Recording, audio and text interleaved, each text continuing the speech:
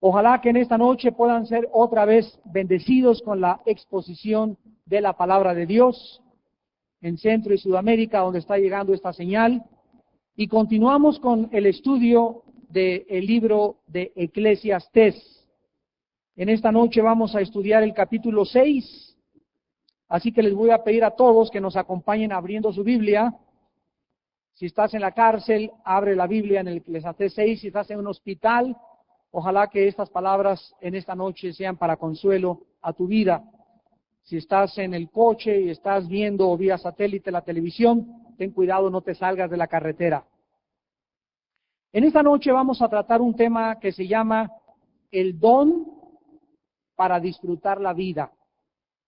El don para disfrutar la vida, basados en el capítulo 6 del libro de Eclesiastés, que iremos leyendo conforme lo vayamos desarrollando. En este diario, que hasta ahorita hemos llegado al capítulo 6, escrito por el rey más sabio, más poderoso, más rico, más famoso y también el más mujeriego, porque nadie, ni don Juan, ¿verdad?, ni Juan Camané, ni don Juan Casanova se pueden jamás comparar con Salomón, que tuvo ni más ni menos 700 esposas y 300 amantes. Así que tú sabrás, ¿verdad?, si ese hombre podía haber llegado a la felicidad. Y todos estos aspectos de la vida de Salomón los hemos ido analizando en su diario, descritos por él mismo con diferentes estilos, más graves al sonido. Hemos visto al filósofo sumido en la confusión de sus reflexiones, al hombre aburrido y cansado de tanto reírse, al don Juan hastiado de tantas mujeres, al hombre industrial y de negocios esperando encontrar satisfacción en sus negocios y en sus obras, al contemplador de la naturaleza sacando lecciones y filosofando de los pájaros, de las frutas, de los árboles, de los animales, y finalmente nuestra última conferencia al hombre multimillonario buscando encontrar significado en sus posesiones materiales. En esta sección vamos a encontrar otro autorretrato de este rey, también patético y muy trágico, en otra experiencia de su vida.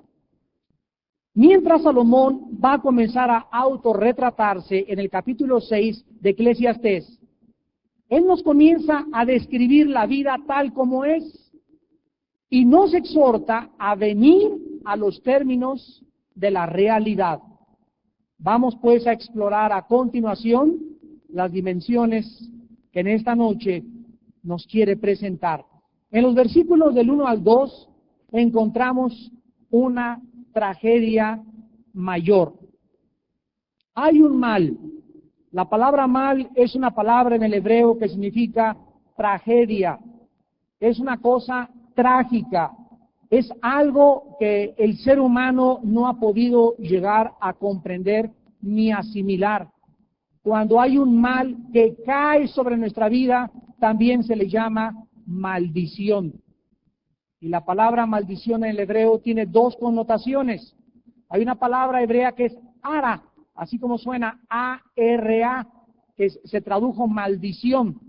Y hay otra palabra, esta palabra ara significa destruir o destinado a la destrucción. Y la otra palabra hebrea significa separado de Dios. Cuando Cristo estaba en la cruz del Calvario, dice Gálatas 3, del 12 al 14, que Cristo se hizo maldición por nosotros.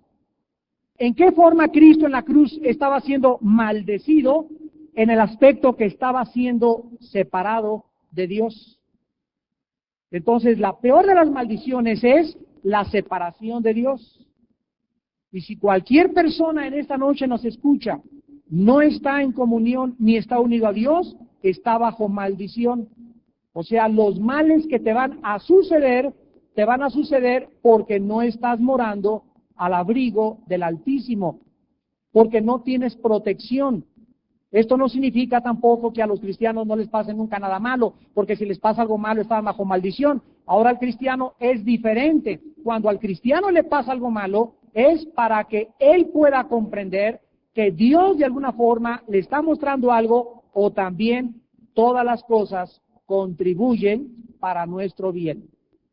Entonces, cuando Salomón dice, hay un mal, versículo 1, que he visto debajo del cielo y muy común entre los hombres, nos está hablando que hay una tragedia que se sigue repitiendo en el siglo XX y en el XXI, donde vamos a entrar y donde nos encontramos. Veamos cuál es esta tragedia tan terrible. El del hombre a quien Dios da riquezas y bienes y honra y nada le falta. Nada le falta. Hay personas en esta vida que tienen todo. Que quiero irme a Europa, se van a Europa. Que quiero comprarme esas botas de charro, se las compra. Ese vestido me gustó, me lo compro. Ese coche me gustó, me lo compro. Quiero una casa en Cocoyoc, se compra su casa en Cocoyoc. Hay personas en la vida, a nuestro alrededor, en tu familia tal vez también, que no les falta nada. Tienen todo lo que ellos desean. Y sin embargo, la tragedia con esas personas que nosotros no podemos vislumbrarlas más que a través del discernimiento espiritual, porque a esas personas nosotros les llamamos afortunadas. Yo quisiera ser como mi compadre con su nuevo coche que se compró. Yo quisiera ser como esa persona, como la princesa Diana. Yo quisiera ser como la familia Rockefeller, como la familia Kennedy, etcétera, etcétera, para tener todo lo que ellos quieren. Sin embargo, esta tragedia, el hombre más sabio de su época la pudo ver, la pudo percibir con los rayos X que Dios le dio a Salomón. Pudo ver que detrás de estas familias o de estas personas, dice el versículo 2, pero, ¿habrá un pero con ellos? Sí, veamos cuál es. Dios no le da facultad de disfrutar lo que tiene, o de ello, sino que lo disfrutan los demás, o los extraños. Así pues nosotros encontramos en esta noche la frase del hombre a quien Dios da. Estas personas ni siquiera saben que todo lo que tienen viene de Dios. Ni siquiera tiene la conciencia que vienen de Dios. Casi siempre estas personas dicen, es que he trabajado mucho y me lo merezco, es que esto es el que no tranza no avanza, y es que yo soy muy listo para los negocios, y esto las ensoberbece y las hace que se exalten, y estas personas comúnmente se burlan, insultan a los humildes.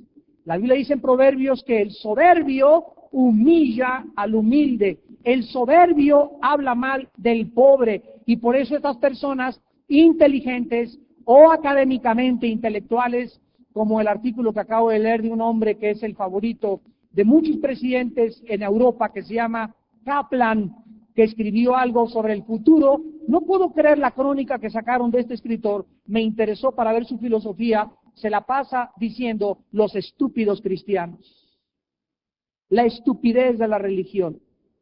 Y como es consejero de presidentes a nivel internacional, pero con un despotismo tremendo, y es una persona que no llega ni a los 45 años de edad, joven aún él, pero un despotismo y una soberbia, porque es el vendedor número 1 de libros por ser consejero de más de 6 presidentes a nivel internacional. Y siempre estas personas, en la posición en la que se encuentran, humillan a aquellos que no piensan como ellos y se refieren a ellos despectivamente. Como otro multimillonario, el dueño de la cadena de televisión más grande del mundo, la CNN, Ted Turner, anticristiano, se acaba de divorciar de Jane Fonda, que fue actriz de cine y que fue la pionera de los famosos aeróbics. Ella, acabo de leer en un programa cristiano su testimonio, se divorció porque ella se convirtió a Cristo. Jane Fonda ahora es cristiana.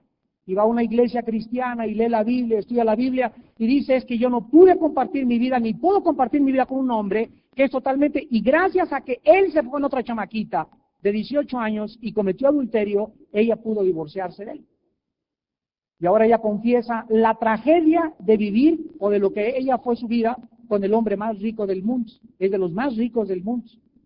Y sin embargo, ustedes leen los artículos de él y continuamente sigue diciendo, ¿verdad?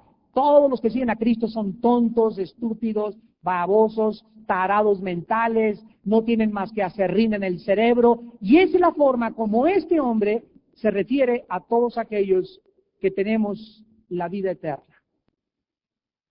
Dice la Biblia que es una tragedia porque, como dice esta actriz, ex actriz de cine, él es el hombre más miserable y más vacío, más triste que he conocido en toda mi vida. Se la pasa tomando y llenando y gritando, siempre se levantaba de mal humor, me insultaba y cuando supe que me hizo cristiana, casi me crucifica. Pero ¿cómo es posible que tú tengas esa mentalidad si tú eres inteligente? O sea, ellos creen que los que seguimos a Jesús, a Yeshua, somos tontos, cuando dentro del cristianismo se encuentran las mentes más brillantes de toda la historia. Porque somos los únicos que podemos percibir la realidad como realmente es, y no como una persona dice, es que yo soy muy optimista, y esas personas, ¿verdad?, se pasan por ver las cosas demasiado buenas, y el extremo es pesimista. El cristiano no es optimista, el cristiano no es pesimista, el cristiano está en medio, el cristiano es realista. Como dice Romanos 12:3, que ninguno de ustedes piense más de aquello que debe de pensar, pensando de sí con cordura. O sea, nunca debemos de pensar más de lo que nosotros tenemos, ni menos, porque nos vamos a los extremos. El Espíritu Santo nos guía siempre al equilibrio mentalmente. Estas personas que no tienen la facultad de Dios, la mayor parte de las veces no la tienen porque no tienen la mano de Dios sobre sus vidas.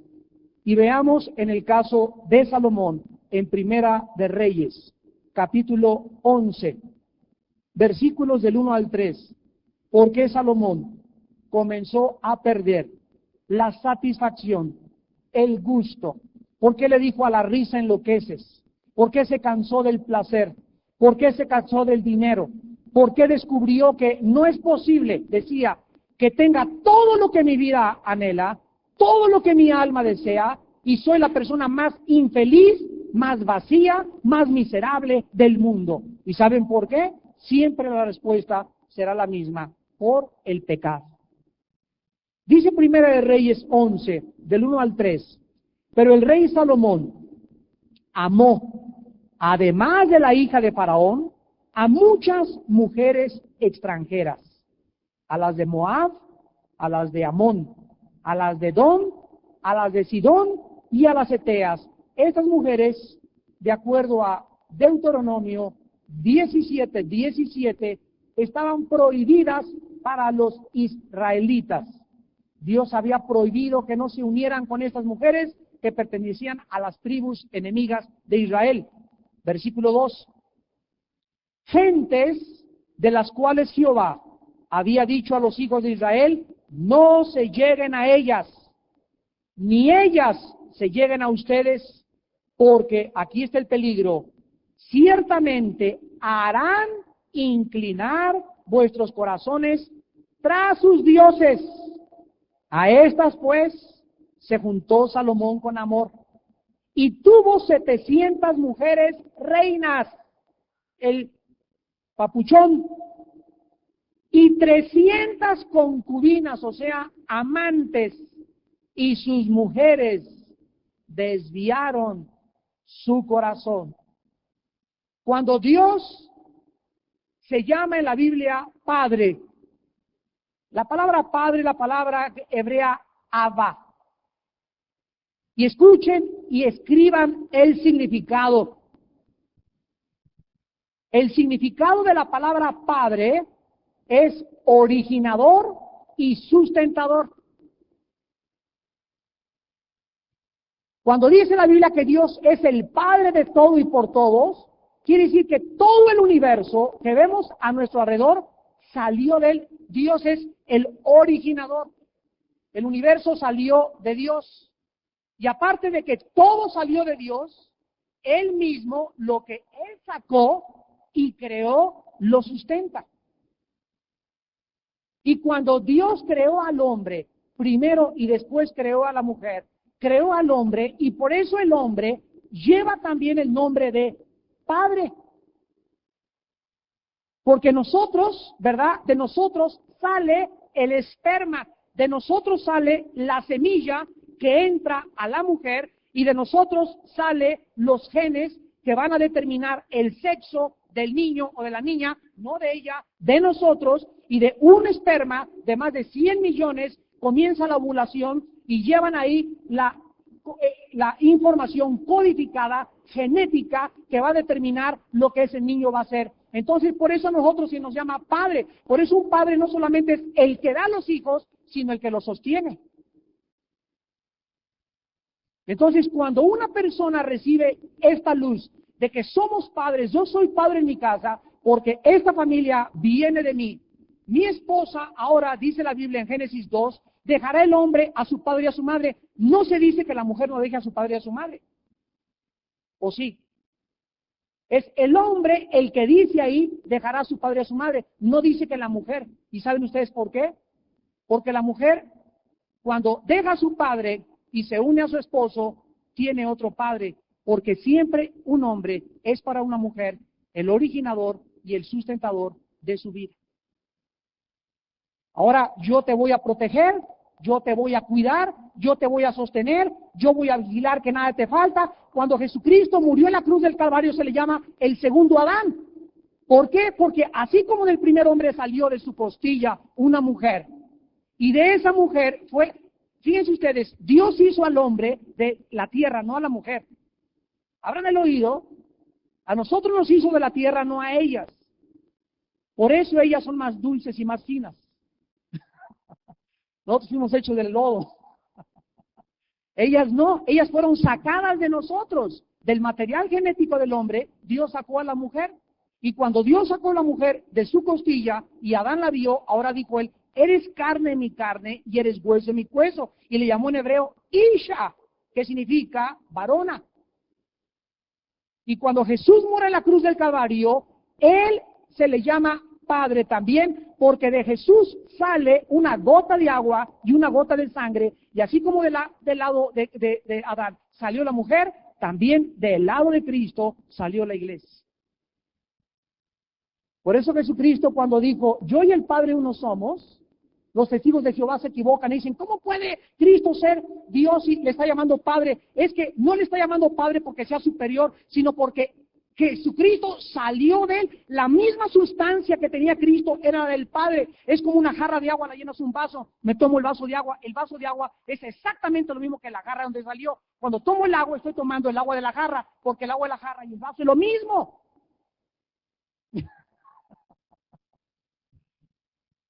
Entonces, Jesús era realmente algo que salió del Padre.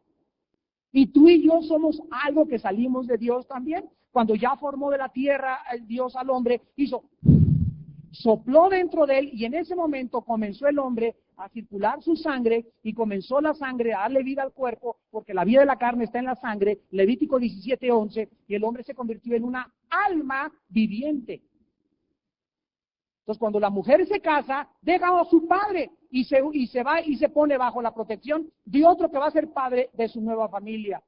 Por eso todos los esposos tenemos que ser con nuestras esposas padres. Una mujer busca en un hombre paternidad, busca protección, busca sostenimiento, busca cuidado, busca a alguien que pueda preocuparse por ella.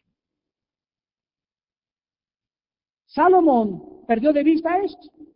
¿Y saben por qué lo perdió? Porque cuando Dios bendijo en el Edén a Adán y Eva, bendijo al hombre y bendijo a la mujer. Escuchen, no bendijo a un hombre, a Pepe y a Jorge.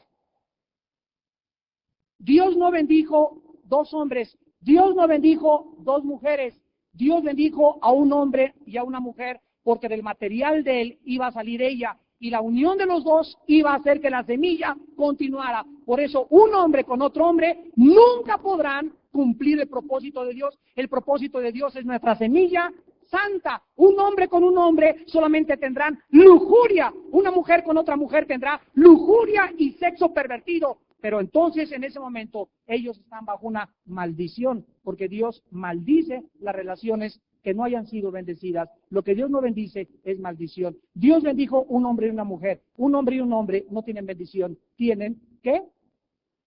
Maldición.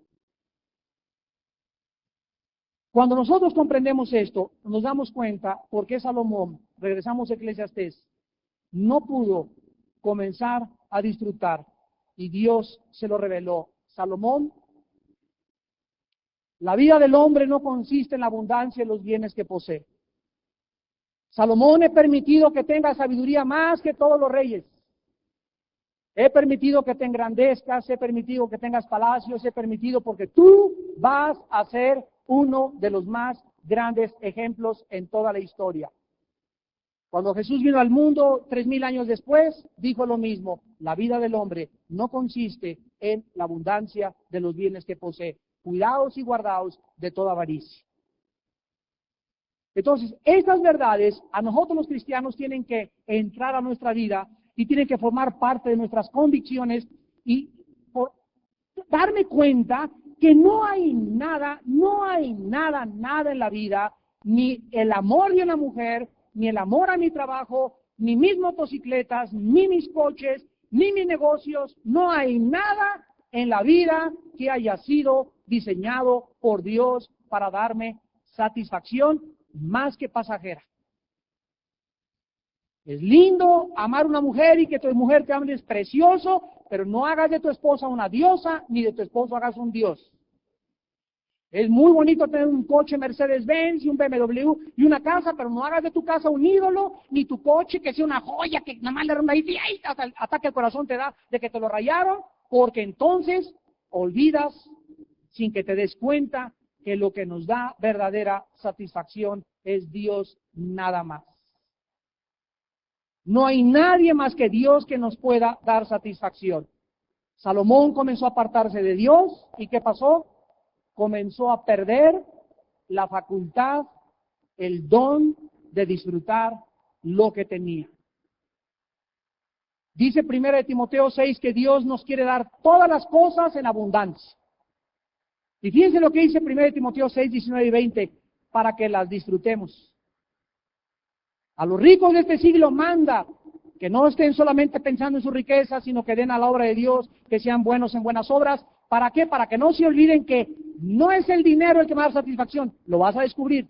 Muchos que nos ven por la televisión ya lo descubrieron. Presidentes, políticos, artistas, deportistas, que han llegado a la cima, que han llegado a la fama, que han llegado a la montaña del éxito, que han sido aplaudidos, y ahí se dan cuenta, ahí en la cúspide del éxito, de la fama, el dinero y el poder, que son las personas más vacías, más solitarias y más miserables que en esta vida existen. Personas que tienen rodeados 500 personas a su alrededor y que tienen guardaespaldas y tienen amigos, y en medio de tanta gente son las personas más solitarias de esta vida. En segundo lugar, vemos más intentos inútiles de Salomón en el versículo 3. Aunque el hombre engendrare 100 hijos y viviere muchos años, y los días de su edad fueren numerosos, si su alma no se sació del bien y también careció de sepultura, yo digo que un abortivo es mejor que él. Aquí Salomón tal vez comenzó a tratar de vencer su frustración, su insatisfacción con algo que le daría más felicidad. Ya sé, como ya las mujeres, el dinero, el vino, los negocios, no, ahora voy a tener más hijos.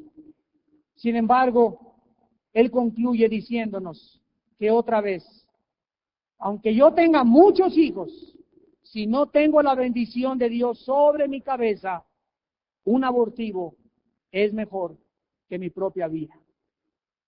¿Por qué? Dice el versículo 4, porque en vano viene y a las tinieblas va, y con tinieblas su nombre es cubierto. O sea, la vida sin Dios es exactamente y comparable a vivir en tinieblas. Imagínense ustedes el día que estemos delante de Cristo en el juicio, en el cielo, o donde vaya a ser el juicio de los cristianos y de los cuando estemos de testigos de los no cristianos, y pase la persona, ¿verdad?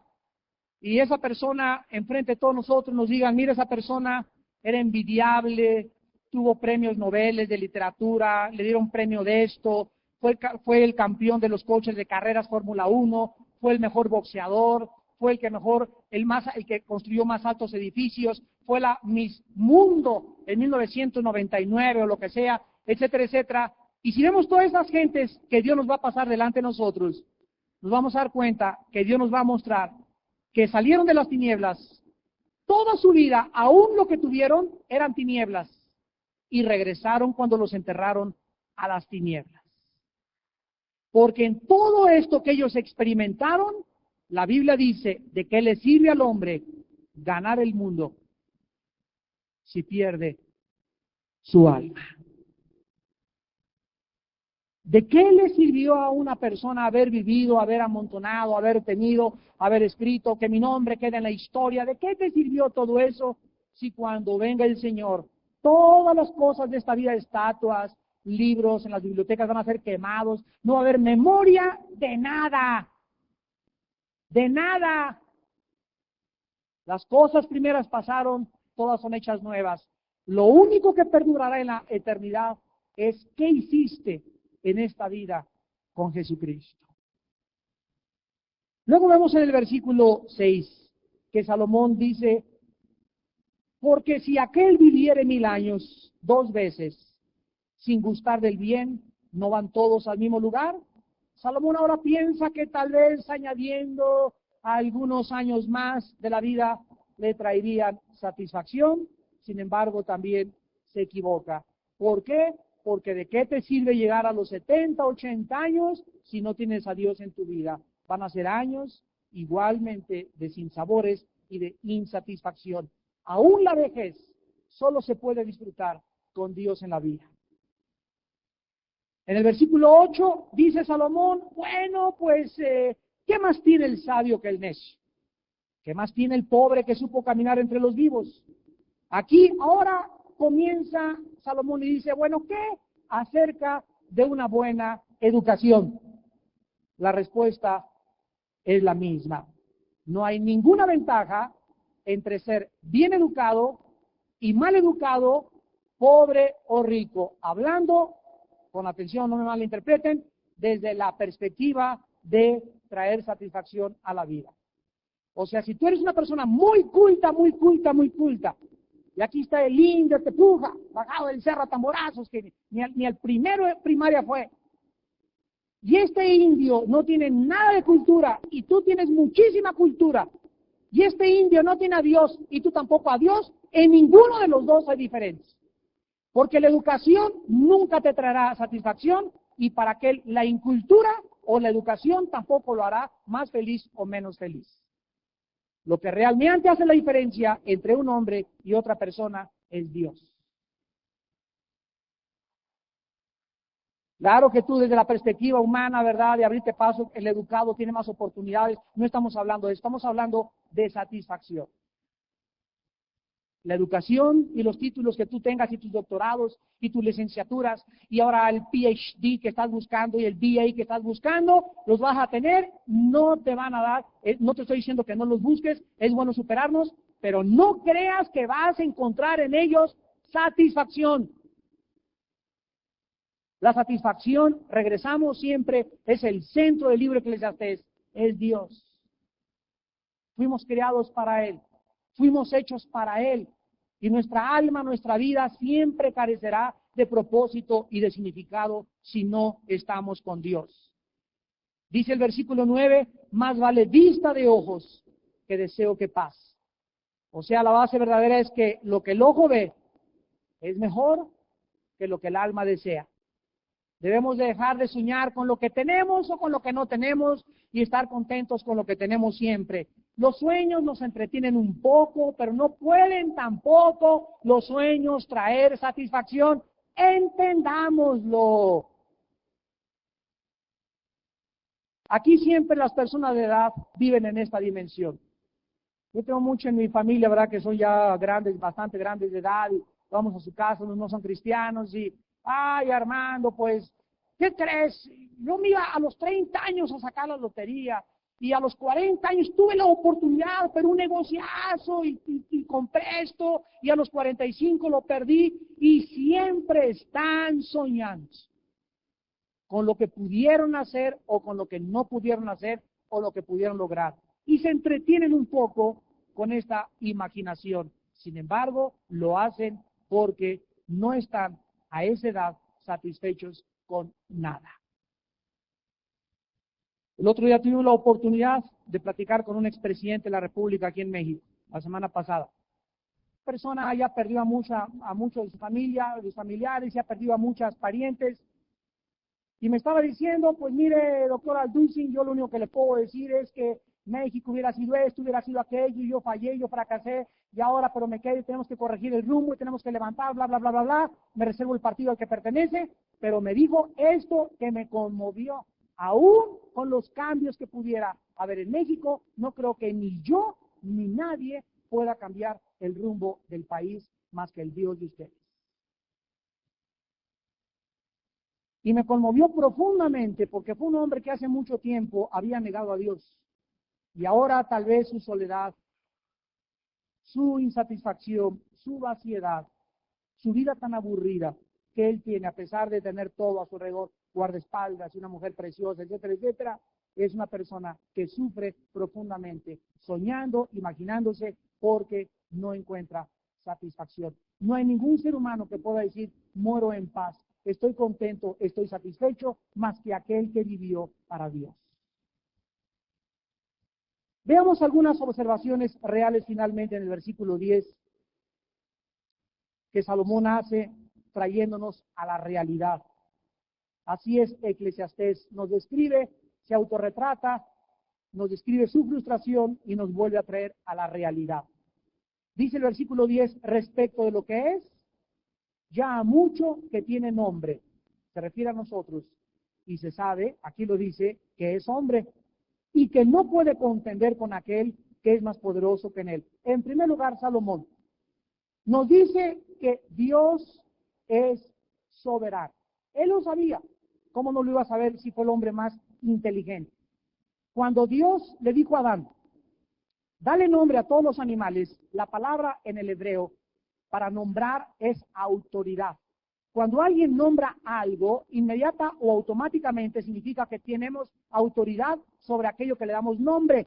¿Quién le puede dar nombre a mi hijo? Imagínense que venga mi cuñado y que le ponga nombre a mi hijo. Oye, espérame, soy su papá. Yo y mi esposa le ponemos el nombre, ¿verdad? Entonces, cuando Adán nombró ¿a cuántos animales? A todos, Dios le estaba diciendo que tenía autoridad sobre todos los animales. Sin embargo, es Dios quien nos da a nosotros el nombre. Dios le puso a Adán, Adán en el hebreo con M y con H al final, que significa tierra. La palabra humilde viene de humos, que es tierra. Una persona humilde es una persona que tiene los pies en la tierra. Es una persona que no se ha mareado por la fama, el poder, la popularidad, que es lo que hace la soberbia. Una persona humilde es una persona que recuerda cuál es su origen. Venimos de la tierra, regresamos a la tierra, pero nuestro alma y nuestro espíritu se van a ir con Dios. Mientras esté en esta tierra, tengo que pensar ecuánime, equitativa, justa, equilibrada, cuerdamente, para nunca creerme más de lo que soy, ni tampoco menospreciarme. Soy un pobre renacuajo que no sirve para nada. Hay que pensar equilibradamente. Dios es soberano. Las mismas estrellas, dice el Salmo 147:4, Dios les ha dado nombre a cada estrella. Dios le ha dado nombre a todo lo que existe, y a todo lo que existe significa que Él es autoridad. Dios a mí me nombró su Hijo, Juan 1:2. Mas a todos los que le recibieron, les dio potestad, les dio ¿a qué? Autoridad. ¿De qué? De que seamos llamados. Yo me llamo, no porque yo lo inventé, no porque yo sea soberbio, no porque me crea mucho, yo me llamo hijo de Dios. 1 Juan 3, del 1 al 3. Ahora somos hijos de Dios y no se nos ha revelado lo que hemos de ser, mas sabemos que cuando Él se revele seremos como Él es. Pero mientras tanto, de aquí a que se nos da un nombre nuevo, Apocalipsis 2 y 3, se nos dará una piedrecita blanca con un nombre nuevo. Mientras el nombre nuevo viene a nosotros, ahorita solamente tenemos un solo nombre, hijos e hijas de Dios. Y al llamarme hijo de Dios, tengo autoridad, porque Él es mi papi. Él es mi papá. Y cuando llego a mi casa, tengo autoridad. Llego a mi casa y soy el jefe. Llego a mi casa y mi hijito está enfermo, me acerco con él, pongo las manos sobre él, pues hay un problema en la casa, que hay discordia, a ver, vamos a juntarnos todos, y nos vamos a reunir. Hoy les platicaba en el estudio que estamos desarrollando en mi casa el bendito hábito de bendecirnos. Estoy leyendo todo del Antiguo Testamento, cómo se hacían los Shabbats en el Antiguo Testamento. Se junta el padre, la mamá a la derecha. La diestra siempre implica la fuerza del hombre, es nuestra esposa. El primogénito enfrente de mí. La hija acá o puede estar enfrente de la madre. Entonces yo comienzo en la mesa al mediodía, todos los días.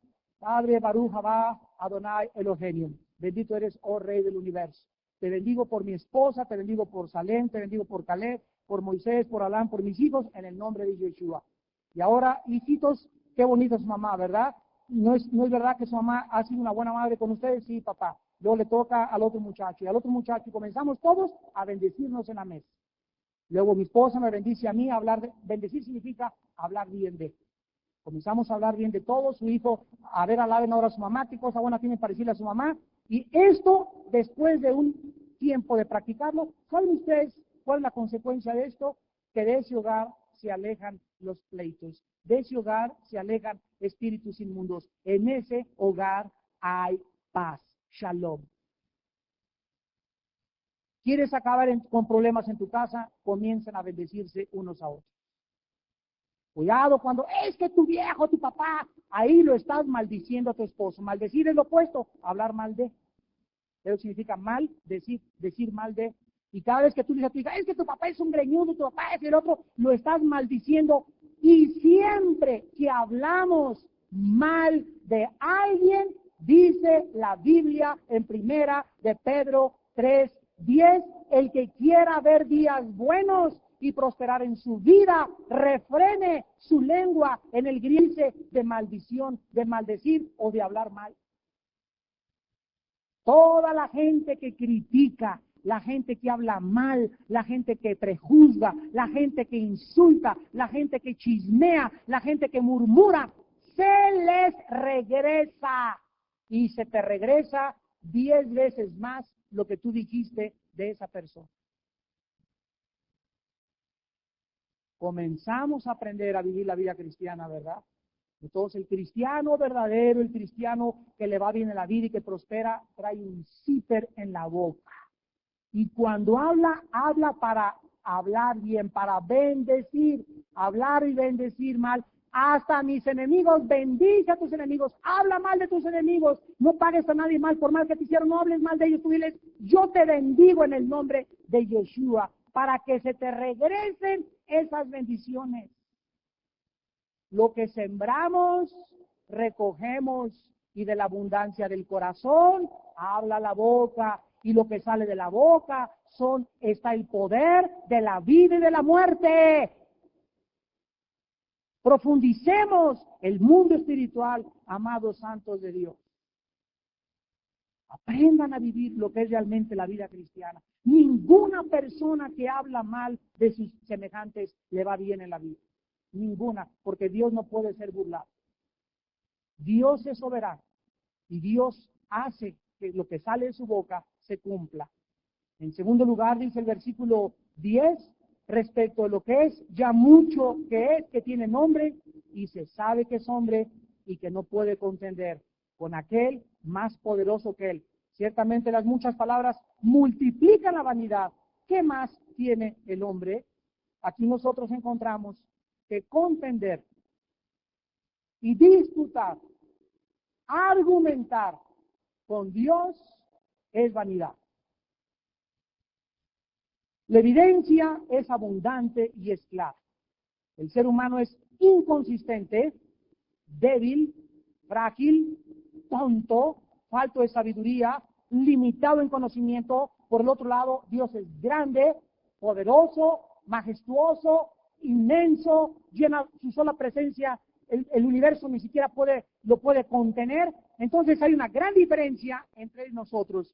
Si hay esta diferencia, ¿cómo puedo atreverme a hablar mal de Dios? Ya es la peor de las locuras humanas. Salmo 14:1, el necio dice en su corazón, no hay Dios.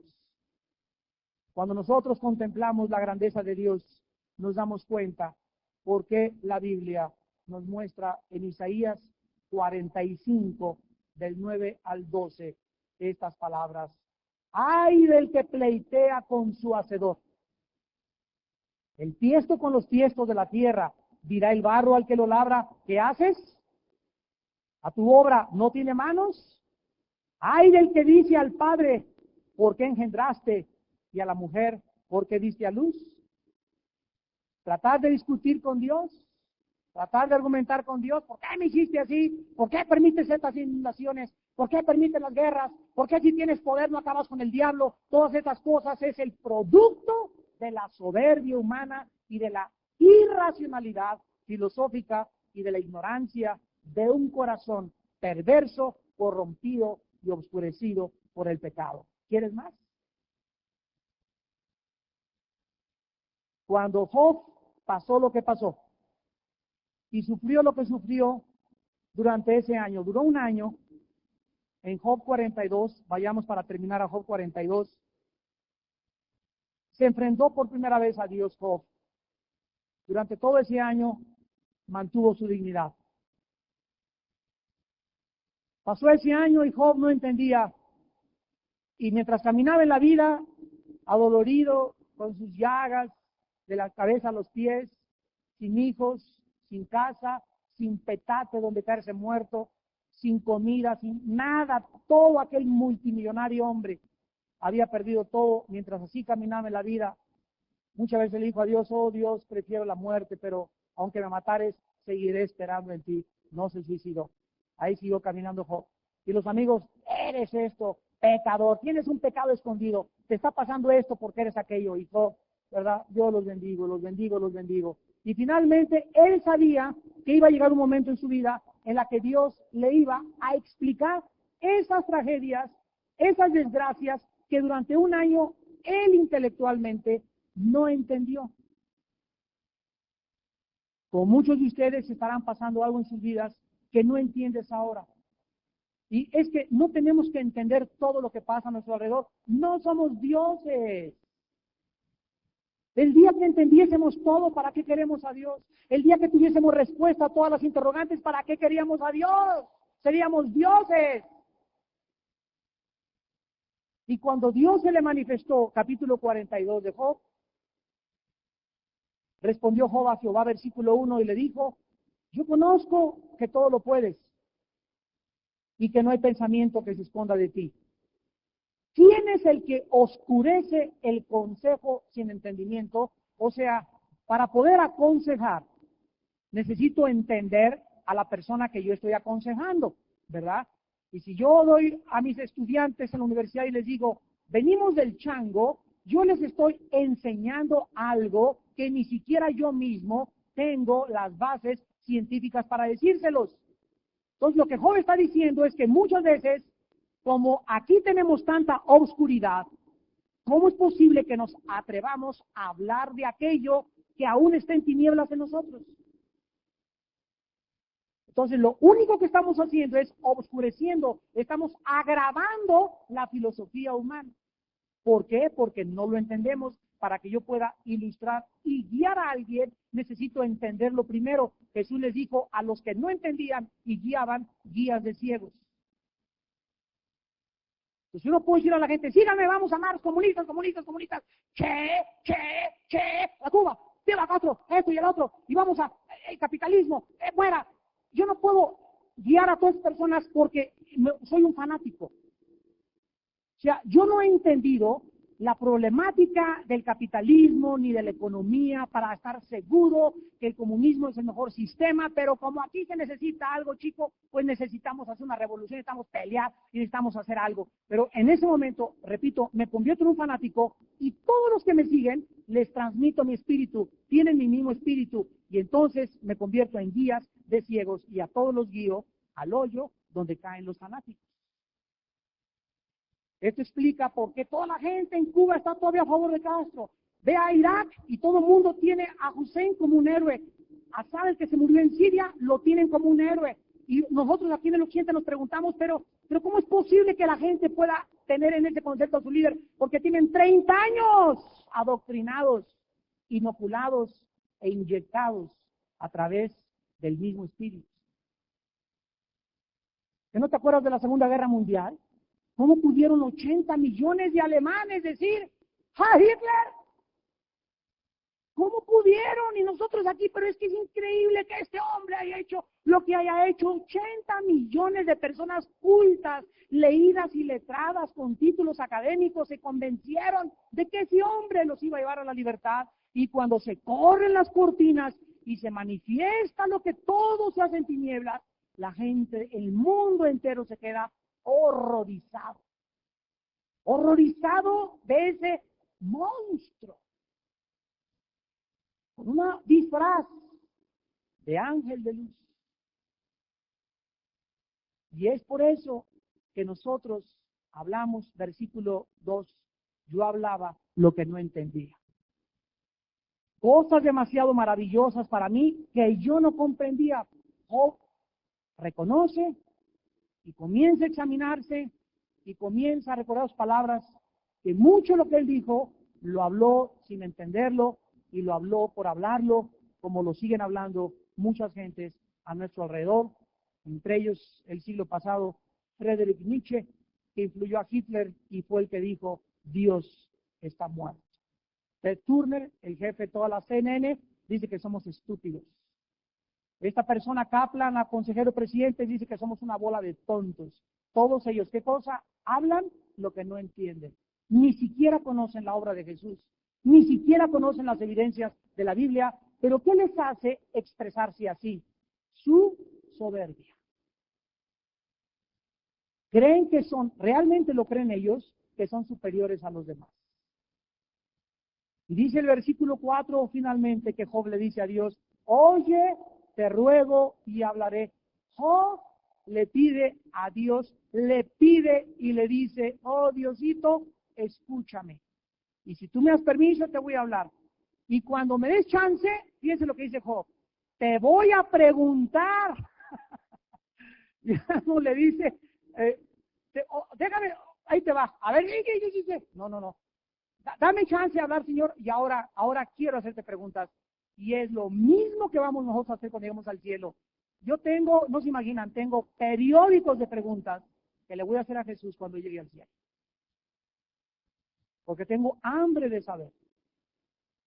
Y mi limitada comprensión y entendimiento no me bastarían para comprender este maravilloso libro que es la palabra de Dios. Ni 500 años serían suficientes para asimilar las profundidades de los tesoros y las joyas y las piedras preciosas escondidas en la Sagrada Biblia. Así que cuando lleguemos, lo primero que le voy a preguntar va a ser, Señor Jesús, vamos a llegar con el mundo de los por qué. Dice Job, versículo 5, de oídas te había oído, mas ahora mis ojos te ven. Y cuando Job ve a Dios,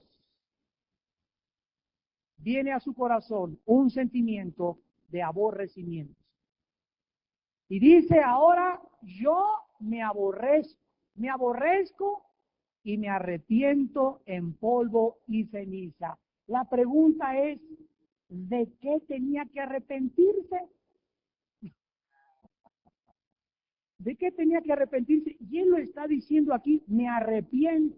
Dice el versículo 7, aconteció que después que habló Jehová estas palabras a Job, Jehová dijo a Elifaz temanita, mi ira se encendió contra ti. Escuchen, Jehová le dijo a unos amigos, mi ira se encendió contra ti y tus dos compañeros porque no habéis hablado de mí lo recto, como mi siervo Job.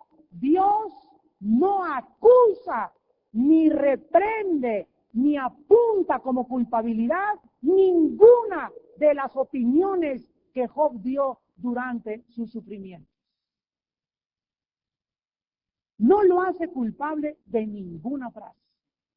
Y en el versículo 8 hasta el final, dice, de cierto, a él atenderé para no tratarlos afrentosamente, por cuanto no habéis hablado de mí con rectitud. Vuelve por segunda vez Dios a decir, como mi siervo Job.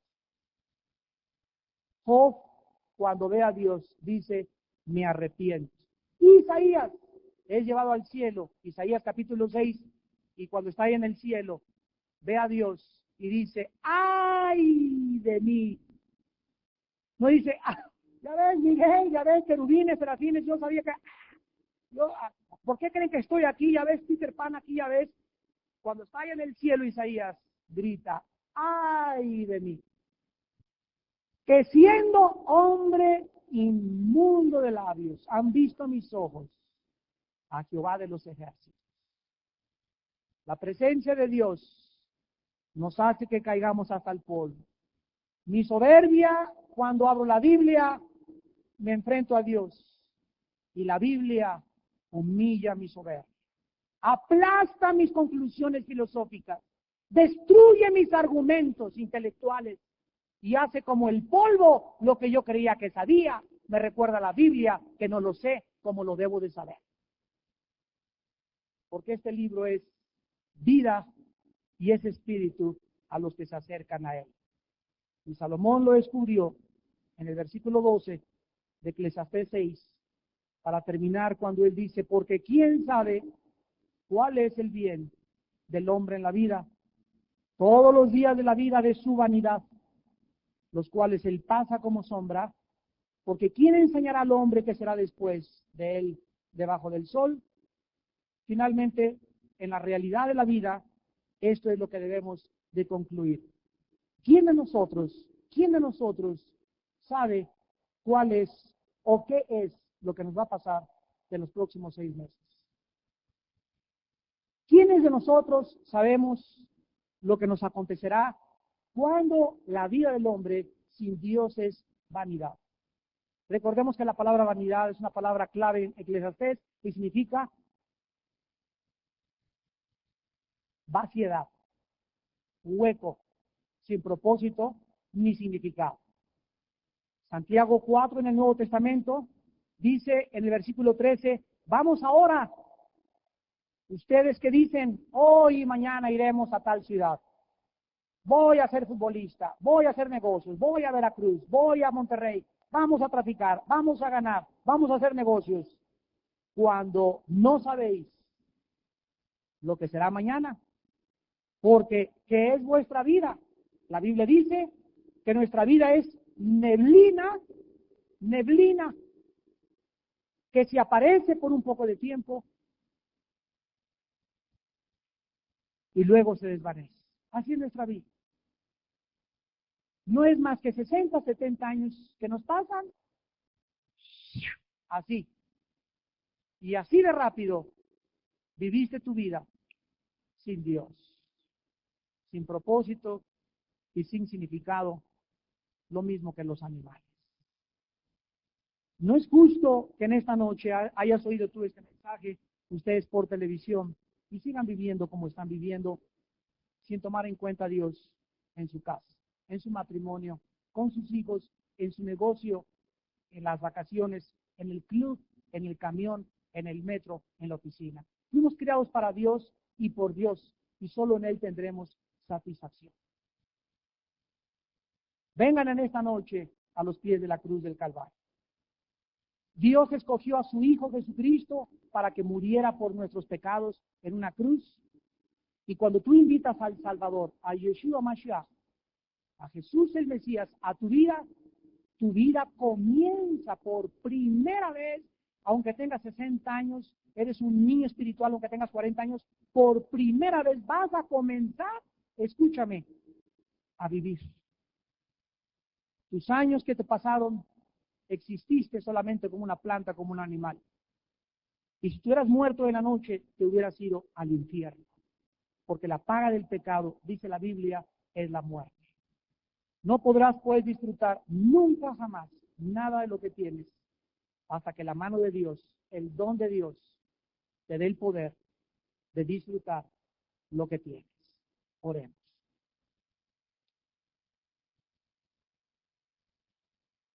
Te damos gracias, Señor Dios y Creador del universo. Bendito sea tu santo nombre. Bendito sea, Señor, porque eres bueno. Baruch atah Adonai Eloheinu. Bendito eres, Señor Dios de nosotros. Gracias por habernos dejado la Biblia como el manual de la vida, con las instrucciones de la vida, con los secretos no solamente de la vida, sino también del universo, de la genética, de la física, de las matemáticas, de la geografía, de la historia y de todo lo que existe. Porque antes de lo que exista, existió antes tu revelación en las Sagradas Escrituras. Gracias por enseñarnos en la Biblia a vivir, a descubrir en qué consiste el secreto para vivir. Te damos las gracias, Señor, porque solo en Cristo encontramos este don, el don maravilloso de disfrutar lo que nos has dado. Y cuando tenemos a Jesucristo, aun cuando no tengamos lo que tuvo Salomón y lo que tiene mucha gente, lo podremos disfrutar porque tu mano está sobre nuestra vida. En esta noche muchos de ustedes no tienen la mano de Dios sobre sus vidas. Tal vez hasta religión tengas, pero tu religión no ha cambiado tu forma de vivir. Porque no es la religión la que cambia nuestra vida, es una persona llamada Jesús. Tú invita en esta noche a Jesucristo a tu corazón como tu Dios y Salvador. Arrepiéntete de tus pecados y reconoce tu profunda necesidad que tienes de Dios. Las personas que esta noche quieran hacer esta invitación por primera vez a Jesucristo a su vida, ahí desde tu lugar, dile estas palabras: Señor mío y Dios mío, reconozco en esta noche que he vivido sin ti, que de labios para afuera creía en ti, pero en mi corazón no te he seguido, ni te conozco, ni te adoro como debiera ser. Ahora te pido perdón por mis pecados, Señor Jesús, porque creo que hace 2000 años en esa cruz, en el monte Gólgota, abriste tus manos y derramaste tu sangre preciosa para pagar mis pecados. Te invito en este instante a mi corazón como mi Señor y mi Salvador, y te doy las gracias porque comienzo a vivir. Ahora tengo tu mano en mi vida para disfrutar lo que tú me has dado. Te bendigo, Señor. Bendigo a mi familia, bendigo a mis padres, bendigo a mis enemigos. Da mi amor por mis semejantes para ser hijo tuyo, hija tuya, perfecto y santo como tú, Señor mi Dios. Porque te lo pido y te doy las gracias en el nombre de Yeshua, del Señor Jesús. Amén. Gracias a Dios.